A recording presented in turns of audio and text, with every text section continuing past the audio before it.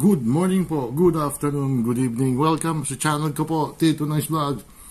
Kumusta po ating mga kaibigan dyan, mga tugang, kapatid, hermanos, mga kababayan ko, mga kapwa ko senior, na malapit na rin si Cherry at saka sumabay mag-senior, malayo pa. Mga kababayan ko, itong kababayan kong ngina niya at saka lintian. Alam niyo mga kababayan ko, ang tanong ni Ted Pailon kasi kung kailan ka ba uuwi, Kong. O, dating, ex-congressman kasi nag-resign siya. Kaya nag-resign siya para hindi na siya i-complain sa ethics committee, hindi na siya tanggalan ng mga iba-ibang mga policy sa Congress, mga kababayan ko. Alam niyo ba, nasa ibang bansa ito. Either Europe or, we're not sure kasi, may mga OFW na kinukunan ng picture, hindi natin kung AI, alam naman natin na uso-uso mga AI ngayon. At itong gobyernong to, napakapatal, patal means sa Bicol is napakatanga, na ayaw pa rin sampahan ng kaso si Saldico. Although ayaw ko dyan kay Redon, kay Koki, tama siya kasi dapat, bago i-cancela ang passport, kasuhan muna. Hindi ko lang alam ko may ibang policy rin na kahit walang kaso, pwede rin i-cancel. Pero, ang bottom line nito mga babayan ko, ang gobyerno to, talagang pinalalamig lang itong magpalamig ka muna dyan, Saldico, kasi pagtatakpan namin yung mga issue, tinan mo, si Sara, na yan, ganon.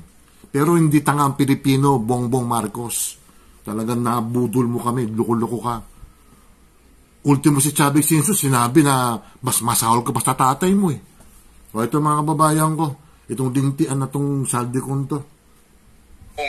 Kailan po ba kayo uuwi ng Pilipinas para harapin ang mga aligasyon patungkol nga po dito sa mga insertions? Hindi ko lang kung totoo interview to, pero si Ted Pailon to . In the other hand, tingnan na lang natin kung talagang sasabihin nitong lintian na itong kababayang kunto. Di umano sa 2025 budget. You will force me to go back to Philippines, I will resign. That travel clearance is only valid for my position as congressman. So if I resign, you can't force me to go back.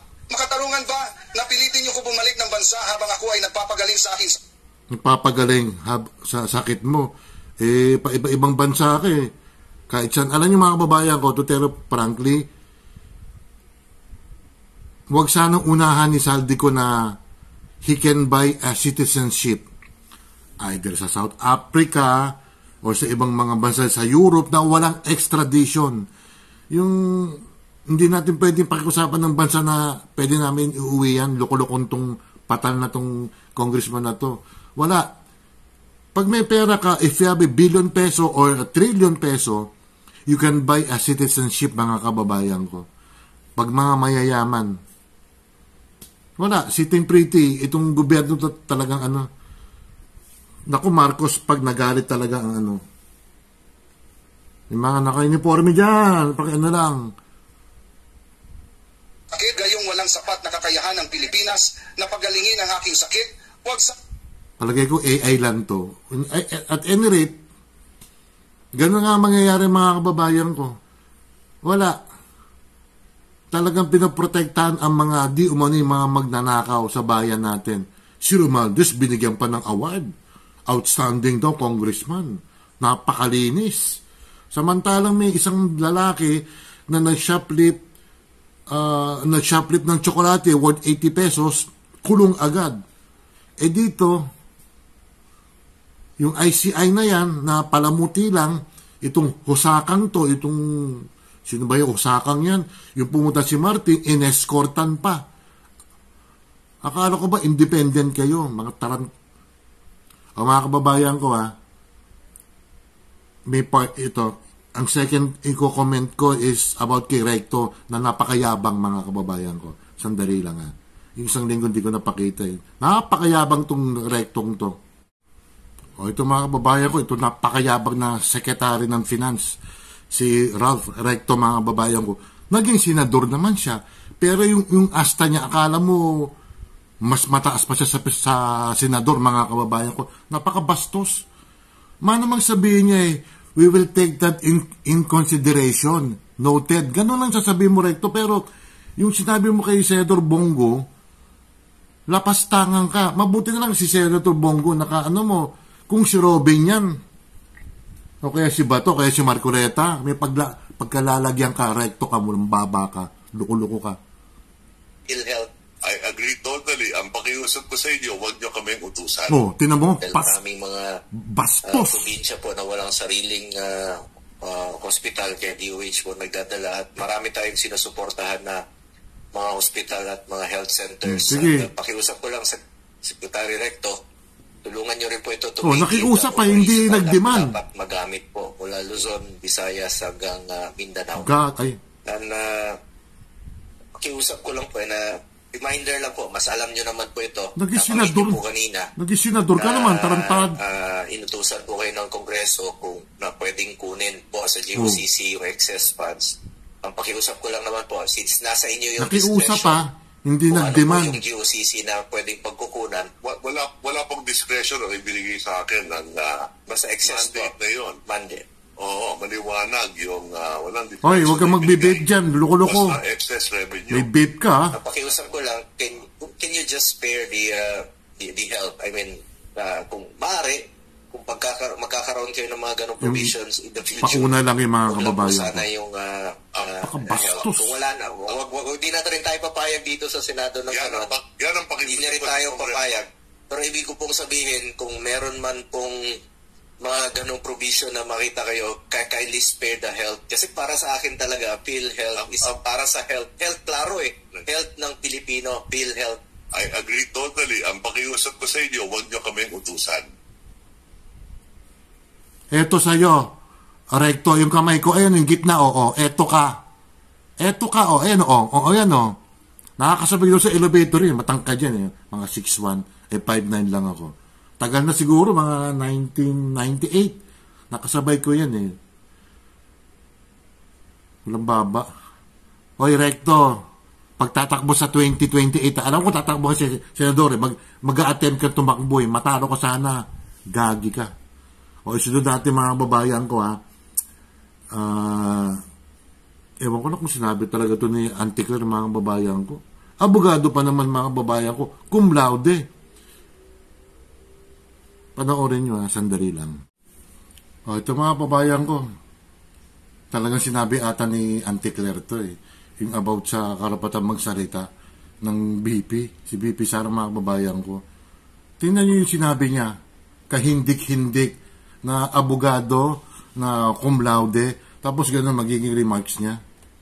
Paulit-ulitin natin, Vice President is free to speak against the President at any time. Hindi po lahat ng tao merong karapatang magsalita. Lahat po. Ano? Abay, taran. Luko-luko tong abogadon to. Walang karapatang magsalita. Ano ba yan?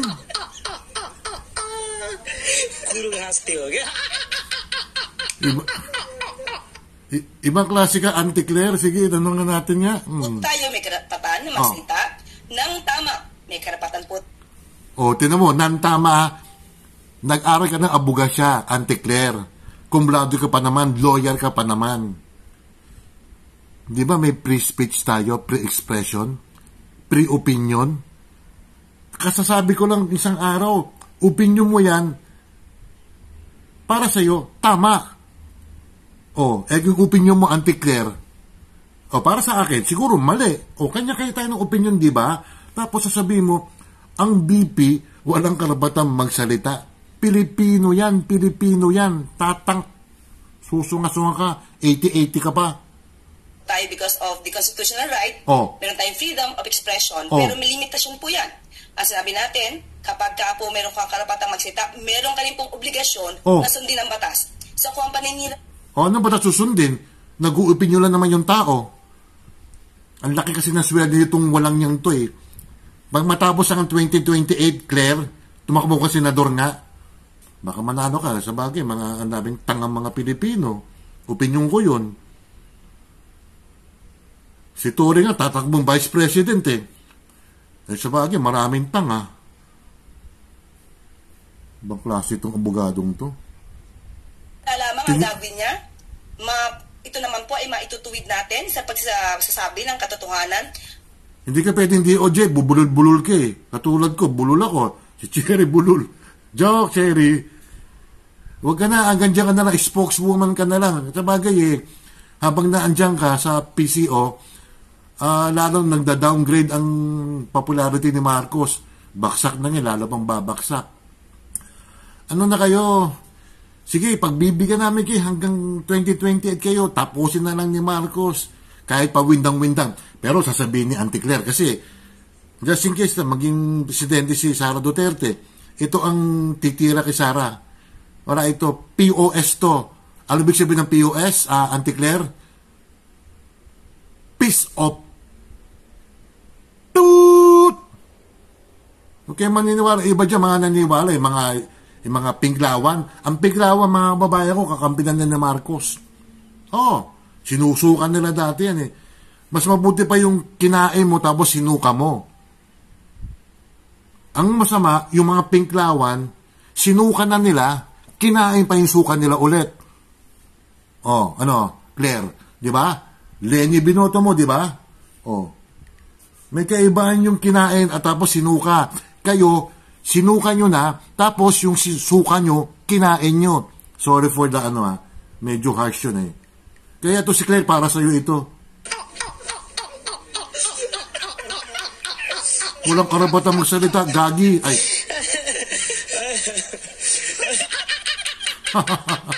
Wala ka, kahit abogado ka. Ewan ko, bakit nakapasa ka? Walang karapatan magsalita. Bakit? Judge ka ba? Abogado ka lang. O yun ang mga babae, pasensya na, hindi ako galit ha. Yung magsasabi na, relax ka lang, Tito Noy.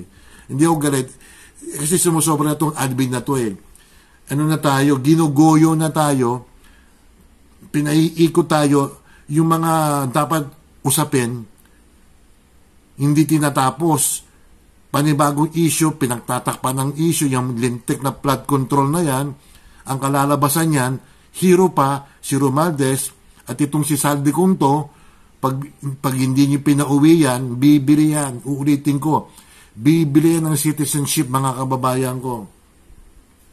Paki-like and subscribe lang po. Ano ba yun? Paki-like, subscribe, paki-share lang po, mga kababayan ko. Auntie Claire, sige, tapusin mo hanggang 2028 ka. POS ka naman sa amin eh. Peace of toot! Salamat po, ingat. Bye.